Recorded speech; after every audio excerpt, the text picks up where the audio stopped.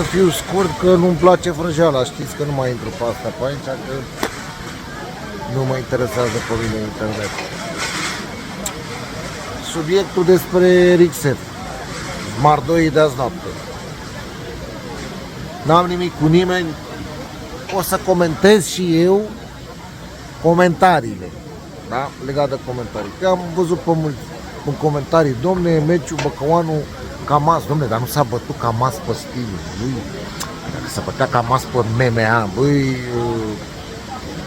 sunteți lemnari, tiriști, etc.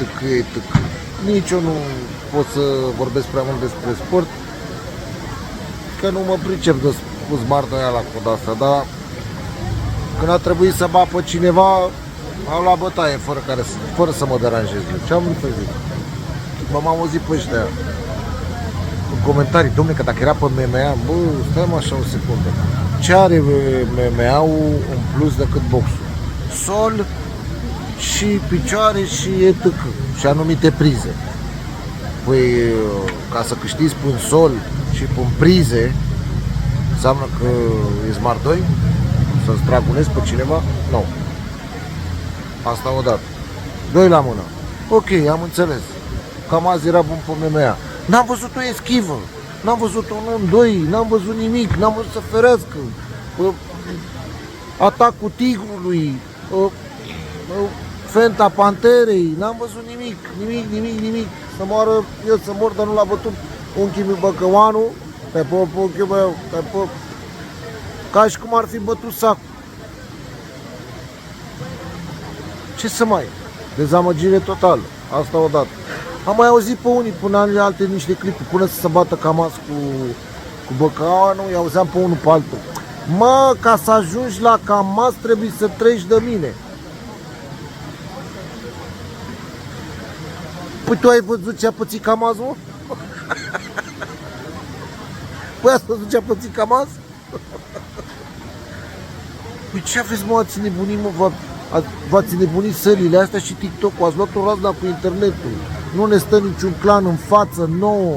Noi facem, noi dregem, noi alea și să moară eu, să mor când mergeți la bătaie, de nu mergeți 20 odată să bateți pe unul. Despre ce vorbim? Băi, ce să vă zic? Să vă spun ceva de acum încolo. Vă dau diploma de Smart 2-ală, ca să vă denumiți adevărat Smart 2. O primiți doar dacă treceți de Băcăuanu, mă. Și pe interlopași ăștia pentru mafioții ăștia care vreți să vă lansați pe Rixef și vorbiți numai de Smart 2-ală și voi ați rupt două perdele și ați spart un geam. Tată, v-a cam luat cheful Băcăuanu. E cam grasă cu unchiul meu, nu prea vă fă bine. Haideți ăștia care suferați de ciumecăreală, provocați-l pe Băcăuanu, hai. Să vă văd. Haideți, mă. Și de unde e vrăjeala asta? Iar revin la comentarii. Dom'le, nu era stilul lui. Păi până să apară stilul MMA, pe ce stil vă băteați înainte? Nu, asta era bărbăția, stai în picioare, pum, nu? N-am văzut nimic cu o eschivă, n-am văzut nimic cu alea, n-am văzut nimic, nu mi-a plăcut. Dezamăgire totală. Să mor aici dacă nu aveam alte așteptări. No hate, fratele meu, n-am nimic cu tine. Ce să zic? Așteptări mari, băi, să vă țineți minte de la mine, că de-aia am supraviețuit 30 de ani pântre șmecheri ăștia, pântre Smart 2 ăștia. Că eu am mușchi pe creier și i-am mutat cum am vrut eu. Ați înțeles? Și n-am primit un bombărnac de la nimeni niciodată. Și dacă mi-l primesc vreodată e gros. Hai! Vă pup, băi!